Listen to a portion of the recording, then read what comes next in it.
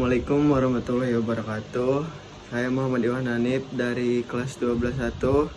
Di sini saya akan mewawancarai Bapak saya tentang keadaan ekonomi dan politik pada masa Orde Baru.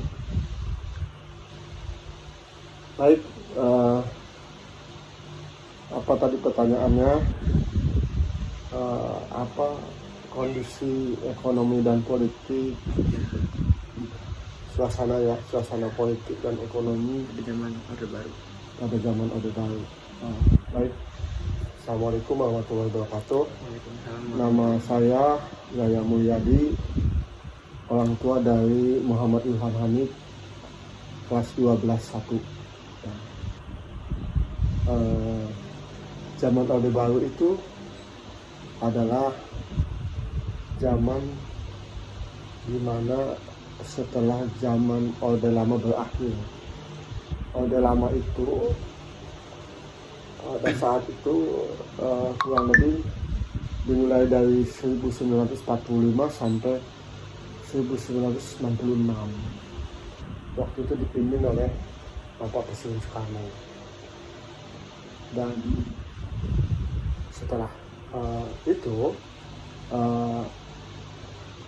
1997 sampai dengan 1998 dimulailah zaman Orde Baru. Itu dipimpin oleh Bapak Presiden Soeharto.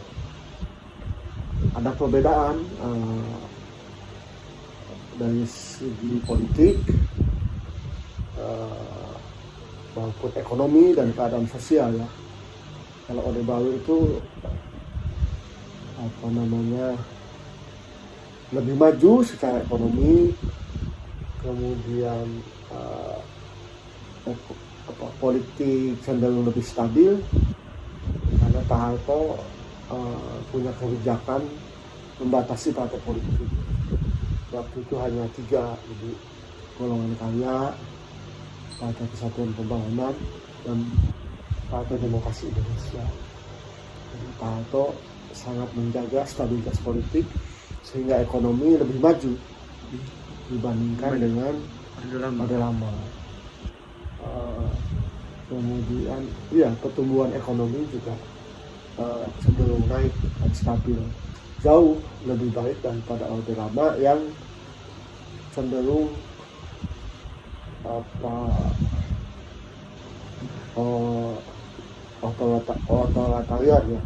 otoriter begitu Pak Soekarno itu.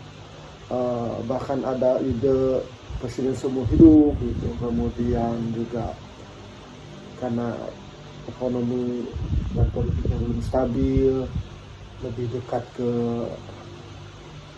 blok negara komunis begitu.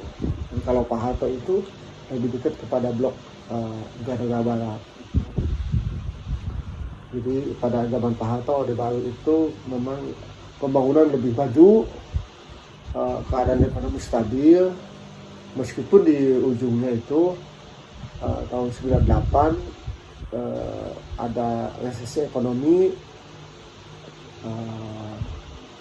pemerintahan Soeharto harus berakhir karena ada resesi ekonomi yang tidak bisa dikendalikan. Sehingga tahun 99 sampai sekarang itu ordenya ada reformasi. Jadi politik lebih terbuka, tapi sudah lebih dewasa begitu. Jadi tidak lagi 3 partai, tetapi ekonomi cenderung stabil. Dan ada kebebasan berpendapat lebih luas, perbedaan pendapat mengkritik pemerintah lebih terbuka gitu, sehingga ya lambat laun pemerintahannya jadi lebih demokratis gitu. Apalagi yang bisa disampaikan? Ini perbedaan sama zaman sekarang tuh kayak gimana ekonomi sama politik, jauh apa gitu sama Orde Baru? Zaman Orde Baru itu kan penataan awal waktu itu sekolah-sekolah belum bagus jadi dibagusin, kemudian apa namanya, ada istilah transmigrasi, penduduk yang padat dipindahkan ke penduduk yang daerah yang masih jarang gitu. Jadi orang Jawa dipindahkan ke Sumatera, itu demi pemerataan ekonomi, demi pemerataan pembangunan. Itu yang dilakukan di Orde Baru. Kalau Zaman sekarang ya. Hah? Zaman sekarang. Nah, zaman sekarang itu kecenderungan pembangunan lebih terkontrol karena apa? Peran masyarakat sipil, peran masyarakat lebih punya akses. Nah, masyarakat bisa menyalurkan aspirasinya lebih leluasa, lebih bebas tanpa ada tekanan apapun. Jadi mengkritik asalkan dengan kata-kata yang ini, pemerintah terbuka begitu.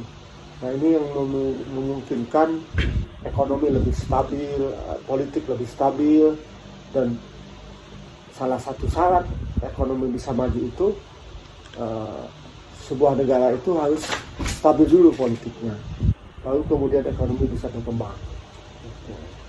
Jadi bersyukur Orde Reformasi ini yang digagas oleh mahasiswa dulu, atas ketidakpuasan atas kebijakan-kebijakan yang dilakukan oleh Orde Baru zaman Pak Soeharto dengan kroni-kroninya, sehingga ada era di mana disebut dengan era yang lebih demokratis, yaitu Orde Reformasi.